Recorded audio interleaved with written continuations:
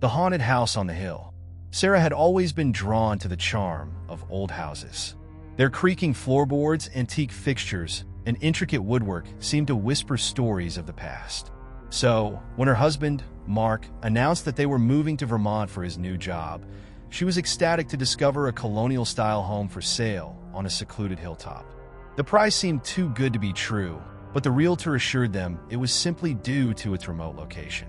Without hesitation, they bought the house and moved in with their 2 young children, Emma and Noah. From the moment they arrived, Sarah felt an odd sensation, like someone was watching her. She brushed it off as nerves from the move and the daunting task of unpacking.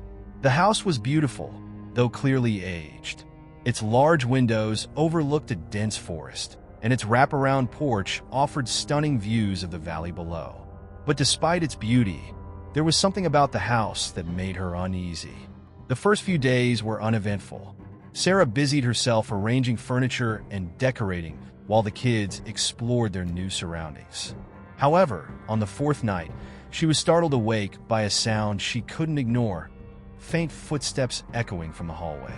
Thinking it was one of the kids, she got up to check, but both Emma and Noah were sound asleep in their beds. Confused, she returned to her room, convincing herself it was just the old house settling. The footsteps continued over the next few nights, growing louder and more deliberate. Mark dismissed her concerns, attributing the noises to the house's age or perhaps an animal in the walls. But Sarah wasn't convinced. One night, determined to uncover the source, she stayed awake with a flashlight and waited. When the familiar sound of footsteps began, she tiptoed into the hallway. The noise led her to the attic door, which she realized was slightly ajar. Gathering her courage, Sarah climbed the creaky stairs to the attic. The air was thick with dust, and the dim light from her flashlight barely illuminated the room. She found nothing unusual, just old trunks, broken furniture, and cobwebs. But as she turned to leave, her light caught something strange on the far wall, a small, barely visible door. It was no more than 3 feet high and painted the same color as the wall, making it easy to miss. Curiosity outweighed her fear. She crouched down and opened the tiny door, revealing a narrow passageway. Crawling inside, she discovered a hidden room. It was tiny, just big enough to fit a single child-sized bed, a small wooden chair, and a dusty shelf lined with faded books. On the bed sat a porcelain doll, its once beautiful face cracked and its glass eyes dull. The sight of the doll sent a chill down her spine. As Sarah backed out of the room, she noticed something written on the wall above the bed. The words were faint but unmistakable. "Thank you for coming back." Her breath caught in her throat. She scrambled out of the attic, slamming the door behind her, and spent the rest of the night huddled in her room, too terrified to sleep. The next morning, Sarah told Mark about the hidden room. Skeptical but curious, he agreed to investigate. When they climbed back into the attic, the small door was gone. Mark laughed it off, saying she must have been dreaming, but Sarah knew what she had seen. The words on the wall and the eerie doll haunted her thoughts. In the following days, the disturbances escalated. Sarah began hearing whispers at night, unintelligible murmurs that seemed to come from the walls. Objects in the house moved on their own. A chair in the dining room shifted positions, and a picture frame fell from the wall without explanation. Even the kids started acting strangely. Emma, who was usually cheerful, became withdrawn, often staring out the window for hours. Noah began talking to someone who wasn't there, referring to them as the lady. One evening, while Sarah was cleaning, she found Emma's drawing pad on the kitchen table. Flipping through it, she froze. The pages were filled with disturbing images of the house, all drawn in black crayon. In each picture, a shadowy figure stood in the background, watching. Emma had never drawn anything like this before. When Sarah asked her about it, Emma simply said, "She's here to play with us." Terrified, Sarah decided to research the history of the house. She drove to the local library and scoured old newspapers and records. What she discovered made her blood run cold. Decades ago, a family had lived in the house. Their youngest daughter, Abigail, had gone missing and was never found. Rumors suggested she had been locked away in the attic by her abusive parents. Locals whispered that her spirit still lingered, seeking revenge or perhaps companionship. Armed with this knowledge, Sarah returned home, determined to confront whatever was haunting her family. That night, as the children slept, she climbed back into the attic alone. The small door had reappeared, as if mocking her. Steeling herself, she opened it and crawled inside. This time, the room felt different, colder, darker. The doll was no longer on the bed. Instead, it sat in the chair, facing the door. The words on the wall were now bold and fresh. "Stay with me." Suddenly, the door slammed shut behind her, plunging the room into darkness. Sarah screamed and pounded on the door, but it wouldn't budge. A chilling laugh echoed through the tiny space, and she felt icy fingers brush against her neck. Desperate, she began reciting a prayer, her voice trembling. The room seemed to tremble with her words, and finally, the door flew open. Mark found her collapsed in the attic, clutching the doll. She was too shaken to explain what had happened. The next morning, the family packed their belongings and left the house for good. They never spoke of their time there again, but Sarah couldn't shake the feeling that something had followed them. Years later, the house still stands, abandoned and shrouded in mystery. Locals say that on quiet nights, you can hear the sound of footsteps on the hill and the faint laughter of a child, waiting for someone to come back.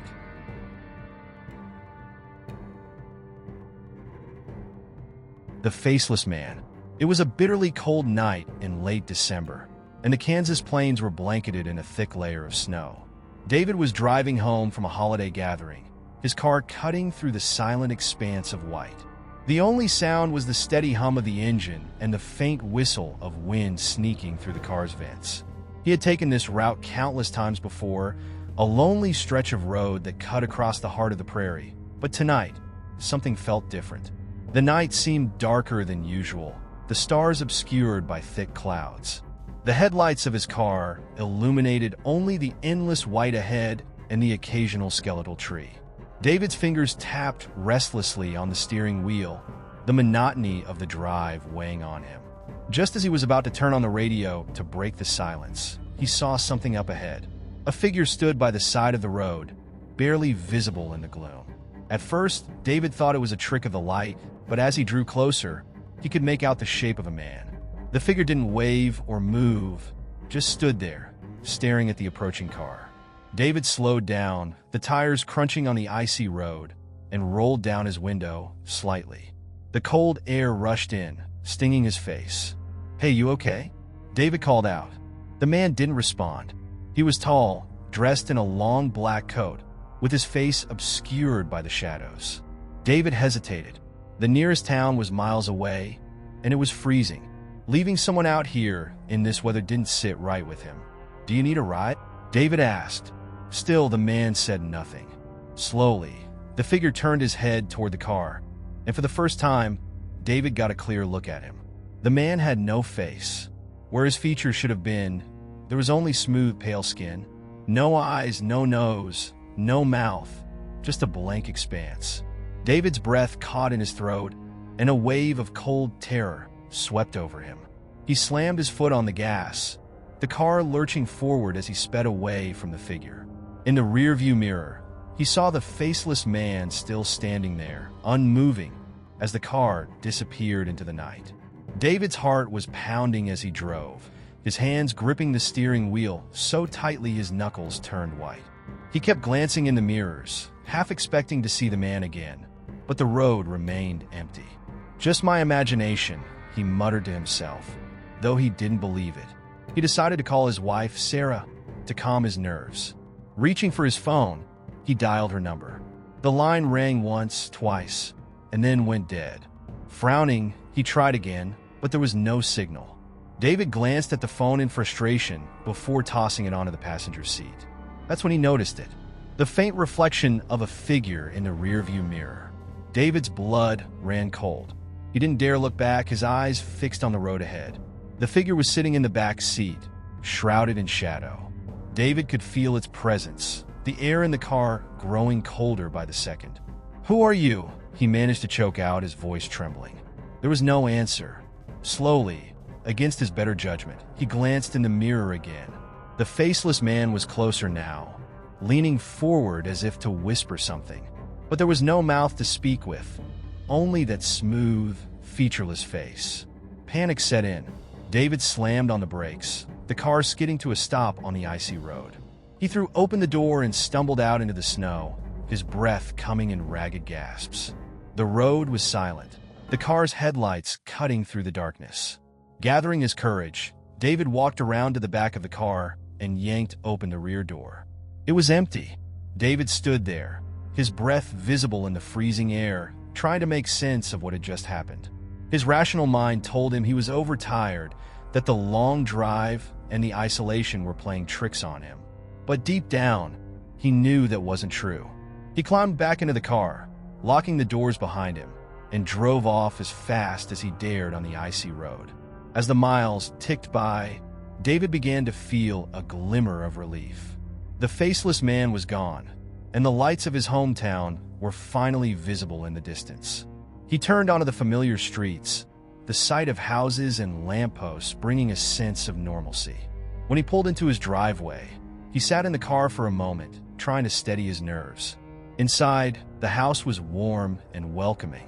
Sarah was waiting for him in the living room, her face lighting up when he walked in. "You're home late," she said, hugging him. "Everything okay?" David hesitated. He didn't want to scare her, so he simply nodded. "Yeah, just some bad weather on the way back." That night, David lay awake in bed, unable to shake the image of the faceless man. Every creak of the house, every gust of wind outside made his heart race. Eventually, exhaustion overcame him, and he drifted into a restless sleep. In his dreams, he was back on the road. The snow fell heavily, and the faceless man stood in the middle of the highway, blocking his path. David tried to swerve, but the car wouldn't respond. The man's blank face loomed closer and closer until everything went black. David woke with a start, drenched in sweat. The room was pitch dark, but something felt wrong. He reached out to turn on the bedside lamp, but his hand froze midair. A faint, almost imperceptible sound reached his ears. The sound of breathing, slow and steady. He wasn't alone. Summoning every ounce of courage, David turned his head. Standing in the corner of the room was the faceless man, his silhouette barely visible in the dim light from the window. David's scream caught in his throat as the figure began to move closer, its footsteps eerily silent. "What do you want?" David whispered, his voice trembling. The faceless man didn't answer. Instead, he reached out a hand, pale and bony, and pointed at David. Suddenly, the room was filled with a deafening roar, like 1,000 voices screaming in unison. David clapped his hands over his ears, but the noise was inside his head, consuming him. When he opened his eyes, the faceless man was gone, and the room was silent once more. Sarah stirred beside him, murmuring in her sleep, oblivious to what had just happened. David sat there in the darkness, his heart pounding, knowing that this wasn't over. In the weeks that followed, David's life began to unravel. He saw the faceless man everywhere, in reflections in crowds in his dreams. The encounters grew more frequent, more intense, until David could no longer distinguish reality from nightmare. His once happy home became a prison of fear, and he withdrew from his friends and family, consumed by the presence that haunted him. One night, unable to take it any longer, David returned to the road where it all began. He parked his car by the side of the highway and stepped out into the freezing night. The wind howled around him, and the snow fell thick and heavy, but he didn't feel the cold. He stood there, waiting, and then, out of the darkness, the faceless man appeared. This time, David didn't run.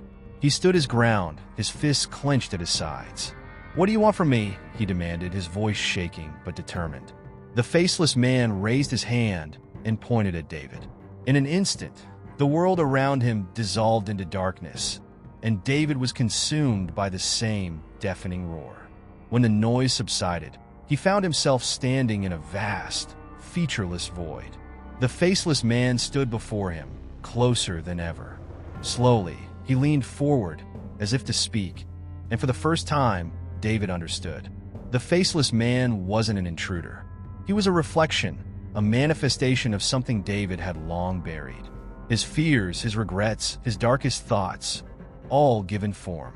As David stared into the smooth, blank face, he saw himself, and he understood what he had to do. When David woke, he was back in his car, parked on the side of the road. The snow had stopped, and the first light of dawn was breaking over the horizon. The faceless man was gone, and for the first time in months, David felt a strange sense of peace. He drove home, ready to face whatever came next.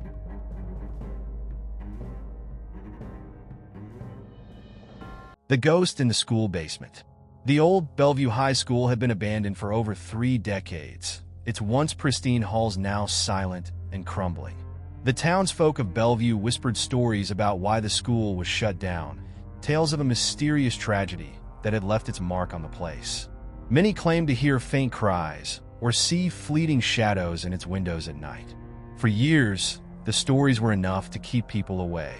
But for a group of 4 friends, Ethan, Claire, Jordan, and Mia, the rumors were an irresistible challenge. "We'll be fine," Ethan said, holding a flashlight as the group stood outside the imposing school gates one chilly October night. "It's just a building.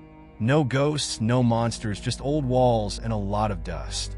Mia hugged herself, glancing nervously at the cracked windows of the school. "If it's just a building, why do people say no one ever stays here long?"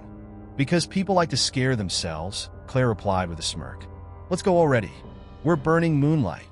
The group climbed over the rusted gate, their flashlights cutting through the dark as they approached the main entrance.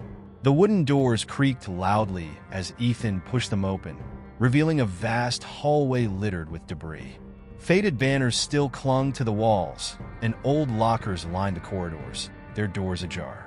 "Spooky," Jordan whispered, his voice tinged with excitement. "This place looks like something straight out of a horror movie." They began to explore, their footsteps echoing through the empty halls. Dust swirled in the air, and the faint smell of mildew hung heavy. The friends stuck close together, their flashlights darting over graffiti-covered walls and broken furniture.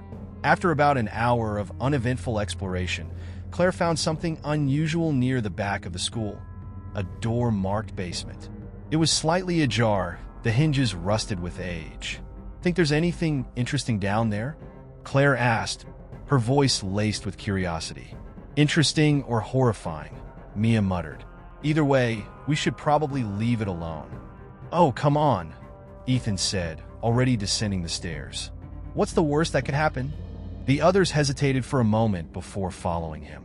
The basement was pitch black, their flashlights barely illuminating the narrow stairwell. The air grew colder as they descended, and the faint sound of dripping water echoed through the space. When they reached the bottom, they found themselves in a large, open room. Broken desks and chairs were piled in one corner, and a chalkboard leaned against the wall, its surface covered in illegible scribbles. But what caught their attention was a circle of old wooden chairs in the center of the room. They were arranged as if for a meeting, but the seats were covered in a thick layer of dust. "Creepy," Jordan said, stepping closer. "Why would anyone set up chairs like this and just leave them?" Mia shivered. "Let's just take a look and get out of here. This place gives me the creeps." As they examined the chairs, Claire noticed something scrawled on the wall above them. The words were faint but still visible. "We are still here." "A guy," Claire said, pointing at the wall. The others turned their flashlights toward the writing, their faces pale. "Probably just some prank from years ago," Ethan said, though his voice wavered. Suddenly, the sound of footsteps echoed through the basement. The group froze, their flashlights darting around the room, but there was no one else there. "Who's there?" Ethan called out. His voice echoed, but there was no response. Mia grabbed Jordan's arm. "We need to leave. Now!" Before anyone could respond, the basement door slammed shut with a deafening bang. The group screamed, their flashlights trembling as they pointed them toward the stairs. They ran to the door, but it wouldn't budge, no matter how hard they pushed or pulled. "This isn't funny," Claire yelled, pounding on the door. "Let us out." As panic set in, a low, guttural laugh echoed through the basement. The sound seemed to come from everywhere and nowhere at once. The group huddled together, their flashlights flickering. What was that?" Jordan stammered. The laughter grew louder, joined by whispers that seemed to swirl around them. "Leave," the voices hissed. "You don't belong here." Ethan, trying to stay calm, scanned the room. His flashlight landed on a shadowy figure standing at the edge of the circle of chairs. It was small, like a child, but its features were obscured by darkness. "Who are you?" Ethan demanded, his voice cracking. The figure didn't move. Instead, it raised a hand and pointed toward the group. In an instant, the chairs began to rattle violently, their legs scraping against the concrete floor. One by one, the chairs toppled over, as if an unseen force had pushed them. Mia screamed, and the group backed away, pressing themselves against the wall. The whispers grew louder, more urgent, until they were deafening. "Stop!" Claire shouted, covering her ears. The shadowy figure stepped closer, and for the first time, they could see its face. It was a young girl, her eyes wide and hollow, her mouth twisted into a silent scream. Her form flickered like a candle flame, as if she were struggling to remain visible. "Help me," she whispered, her voice barely audible over the cacophony of sounds. Ethan stepped forward, his fear momentarily overridden by curiosity. "What do you need? How can we help you?" The girl pointed toward the far corner of the room, where the pile of broken furniture sat. Reluctantly, Ethan approached, his flashlight shaking in his hand. As he dug through the debris, he uncovered a small, rusted metal box. Inside was a faded photograph of a group of children, a tarnished locket, and a newspaper clipping. The headline read, "Tragic fire claims lives of 5 students." Beneath it was a picture of the same circle of chairs, untouched by time. Ethan's stomach churned as he read further. The article detailed how a group of children had been trapped in the basement during a fire that had engulfed the school. Their teacher, who had locked them in as punishment, escaped and disappeared, leaving the children to their fate. "It was her," Mia said, pointing at the ghostly girl. "She's one of them." The girl's form began to fade, her hollow eyes fixed on the box in Ethan's hands. "Bury it," she whispered before vanishing completely. The room fell silent, the oppressive cold lifting slightly. The friends didn't need to be told twice. They pried the basement door open and fled the school, clutching the box.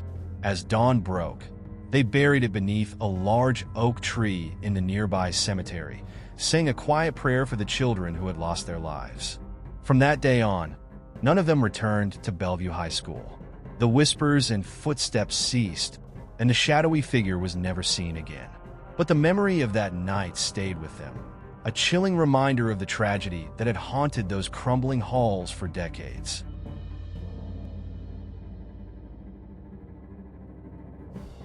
The legend of the forest spirits. Nestled deep in the Appalachian Mountains was a small, forgotten village named Green Hollow. The villagers lived simple lives, relying on the surrounding forest for sustenance. But despite their dependence on the woods, they spoke of it with a mix of reverence and fear. For generations, a legend had haunted Green Hollow, the tale of the forest spirits. According to the elders, the forest was alive, its heart guarded by entities that took on the form of glowing, ethereal figures. They protected the woods from harm, but were merciless to those who disrespected its sanctity. It was said that those who ignored the spirits' warnings were never seen again. Few villagers dared to venture deep into the forest, and those who did returned with stories of strange lights, whispers in the trees, and the sensation of being watched. The elders warned against disturbing the balance of the forest, and most heeded their advice. But for 17-year-old Eliza, the stories were nothing more than superstition. Eliza was headstrong and curious, traits that often clashed with the village's cautious traditions. She had grown weary of life in Green Hollow, its quiet predictability stifling her. The forest, with its towering trees and hidden secrets, called to her in a way nothing else did. One crisp autumn afternoon, armed with only a small satchel and a lantern, Eliza made her decision. Ignoring her grandmother's warnings, she set off into the forest, determined to uncover the truth about the forest spirits. The forest was dense, its canopy casting shifting patterns of light and shadow on the ground.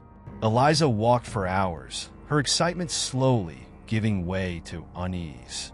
The deeper she ventured, the quieter it became. The usual sounds of birds and rustling leaves faded, replaced by an oppressive silence. As the sun dipped below the horizon, Eliza lit her lantern. The flickering light illuminated the twisted roots and gnarled branches that surrounded her. She told herself the stories were just that, stories. But she couldn't shake the feeling that she wasn't alone. She pressed on until she reached a clearing. In the center stood an enormous tree, its trunk wider than any she had ever seen. The air around it seemed to hum with energy. As she stepped closer, she noticed strange markings carved into the bark. They were intricate and ancient, unlike anything she had seen before. Suddenly, a soft glow caught her eye. Turning, she saw a figure emerge from the shadows. It was humanoid in shape, but its body shimmered with a translucent, bluish light. Its eyes were like orbs of fire, and it moved with an otherworldly grace. Eliza's breath caught in her throat. This wasn't a figment of her imagination. It was real. Before she could react, more figures appeared, their forms floating silently into the clearing. They surrounded her, their glowing bodies casting eerie shadows on the forest floor. Eliza felt her legs tremble, but she forced herself to stand her ground. One of the spirits stepped forward, its voice resonating in her mind rather than her ears. "Why have you come here, child?" it asked, its tone both curious and stern. Eliza swallowed hard. "I wanted to see if the stories were true," she said, her voice barely above a whisper. "I didn't mean any harm." The spirit tilted its head, studying her. "The forest is not yours to explore without purpose," it said. "We protect what is sacred. Those who defile it face the consequences." "I haven't done anything wrong," Eliza protested. "I just wanted to understand." The spirits exchanged glances, their forms flickering like flames. Finally, the lead spirit spoke again. "If you seek understanding, you must prove your respect. There is a darkness growing in these woods, a sickness caused by human greed. Will you help restore the balance?" Eliza hesitated. The weight of the spirit's gaze made it clear this was not a request. "What do I need to do?" she asked. The spirit extended a hand, and a small, glowing seed appeared in its palm. "Plant this in the heart of the forest," it instructed. "But beware, the path is dangerous, and the darkness will try to stop you.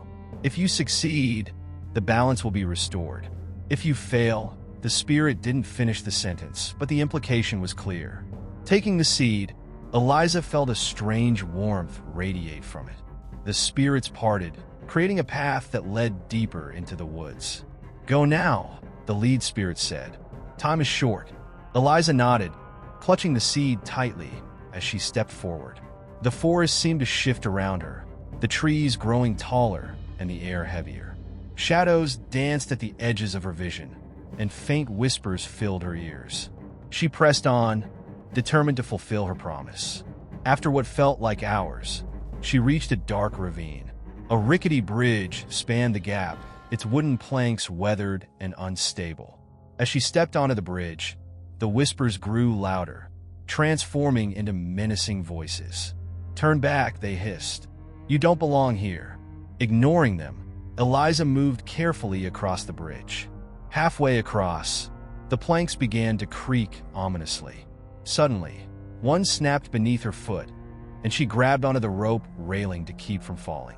Below, the darkness seemed to swirl, alive with malevolent energy.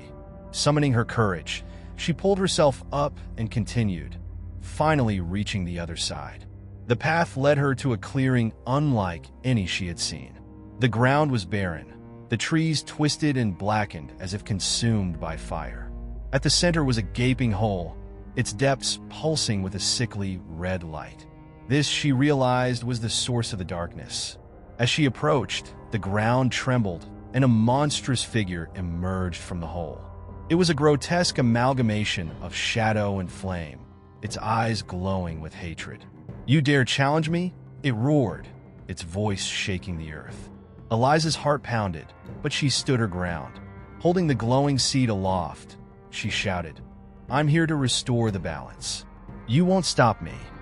The creature lunged at her, its massive claws swiping through the air. Eliza dodged, the seed's warmth giving her strength. She ran toward the hole, the creature's attacks narrowly missing her.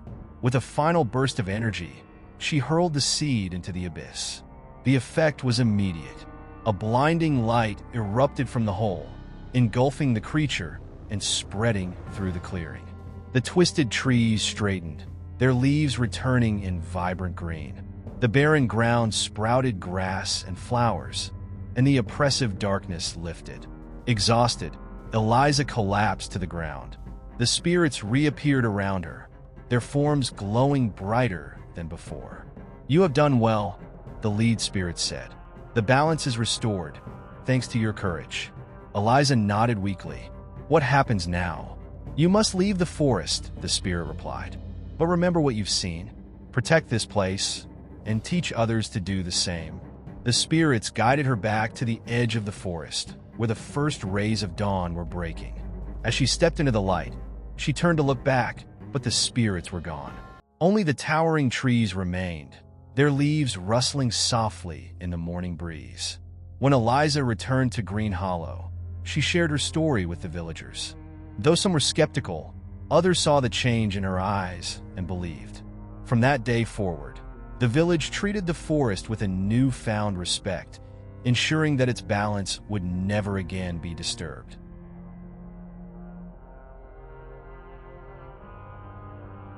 The Curse of Blackwood Amusement Park. In the outskirts of a once thriving town, hidden by thick woods and overgrown brush, lay the remnants of Blackwood Amusement Park. It had been abandoned for decades, its rides rusting in silence and its pathways reclaimed by nature. To the townsfolk, it was a relic of tragedy, a place where laughter had turned to screams in a single fateful night. No one dared to step foot there after the incident. Stories whispered through the generations spoke of curses, vengeful spirits, and strange phenomena that befell anyone foolish enough to trespass. Yet for a group of thrill-seekers, Amy, her brother Dylan, their friend Marcus, and his girlfriend Chloe, the park was the perfect place to spend Halloween night. "Come on," Marcus urged as the group stood at the edge of the forest. "It's just an old park. The stories are just to keep kids out." Amy hesitated, clutching her flashlight. "My mom used to tell me that people who went there never came back. What if it's true?" Chloe rolled her eyes. "We'll be fine. It's probably just raccoons and some creepy sounds. Let's go." Reluctantly, Amy followed the others as they made their way through the woods. The trees loomed like silent sentinels, their branches clawing at the dark sky. After what felt like an eternity, they arrived at the park's entrance. The gates, once adorned with colorful signs, were now twisted and covered in vines. A faded banner hung lopsidedly, reading, "Welcome to Blackwood Amusement Park." "This place is massive," Dylan said, shining his flashlight over the desolate grounds. "Where do we start?" "The Ferris wheel," Marcus said without hesitation. "It's the tallest thing here. We'll get a great view." The group ventured deeper into the park, their footsteps crunching on broken glass and decayed wood. The air grew colder with each step, and an eerie silence enveloped them. Occasionally, Amy thought she heard faint whispers, but every time she turned, there was nothing there. The Ferris wheel loomed ahead, its skeletal frame silhouetted against the moonlight. Its carriages swayed slightly in the breeze, the metal groaning like a wounded animal. "I don't think this thing's safe," Amy said, her voice trembling. "We're not going to ride it," Marcus said with a chuckle. "We're just here to check it out." As they approached, Dylan pointed to the control booth. "Hey, there's still power," he said, noticing a faint glow from the console. "That's impossible," Chloe said. "The park's been abandoned for years." "Maybe there's a generator," Marcus suggested. Curiosity piqued, he pushed open the booth's door. Dust and cobwebs covered the interior, but the control panel lights flickered weakly. Against his better judgment, Marcus flipped a switch. The Ferris wheel groaned to life, its carriages creaking as they began to rotate. The group stared in awe as the once-dead ride moved. "This is insane," Dylan said. "How is it working?" Before anyone could answer, the ride's speed increased, the carriages spinning wildly. A high-pitched screech filled the air, and the ground trembled beneath them. Suddenly, the lights on the Ferris wheel blinked out, plunging the group into darkness. Amy's scream pierced the silence. "Something's here," she yelled, pointing toward the shadows. A figure stood at the base of the wheel, its form obscured but unmistakably human. Its head jerked unnaturally as it turned toward them. "Run!" Marcus shouted, and the group bolted, weaving through the park's labyrinth of crumbling attractions. The figure didn't follow, but the air seemed to pulse with malice, and the whispers grew louder, as if the park itself were alive. They stopped near the carousel, panting and wide-eyed. The once beautiful horses were chipped and peeling, their glassy eyes staring blankly. Chloe leaned against a post, trying to catch her breath. "What was that?" she asked. "I don't know," Dylan said, his voice shaking. "But we need to get out of here." Amy nodded. "We should head back the way we came." As they turned to leave, the carousel's organ music began to play, the haunting melody echoing through the park. The ride started to spin, its rusted machinery grinding loudly. The horses moved up and down in jerky motions, their once whimsical expressions twisted into grotesque smiles. "This place is cursed," Chloe whispered, backing away. Marcus grabbed her hand. "Let's keep moving." The group hurried toward the entrance, but the paths seemed to twist and change. Landmarks they'd passed before were gone, replaced by unfamiliar rides and booths. It was as if the park were shifting, trapping them in its clutches. "We've been here before," Dylan said, pointing to a popcorn stand with a toppled cart. "I swear we already passed this." Amy's flashlight flickered, and she smacked it in frustration. "We're going in circles." "No," a voice whispered, clear and close. The group froze. The voice didn't belong to any of them. "Who said that?" Marcus demanded, spinning around. There was no one there. "Leave now," the voice hissed, each word dripping with malice. Panic set in, and the group broke into a sprint. They ran until they reached the haunted house, its facade crumbling but still menacing. The doors swung open on their own, revealing darkness within. "No way," Chloe said, shaking her head. "I'm not going in there." "It might be our only way out," Dylan argued. "The paths keep leading us back here." Reluctantly, they stepped inside. The air was damp and cold, and the faint smell of decay filled their nostrils. The hallways twisted and turned, lined with mannequins in various states of disrepair. Their eyes seemed to follow the group as they passed. "This isn't right," Amy whispered. "It's too real." As they moved deeper into the house, the walls seemed to close in, the corridors narrowing unnaturally. Suddenly, a blood-curdling scream echoed through the halls. It was unmistakably Chloe's. "Chloe!" Marcus shouted, spinning around. She was gone. "Where did she go?" Dylan asked, panic rising in his voice. Amy's flashlight landed on a door slightly ajar.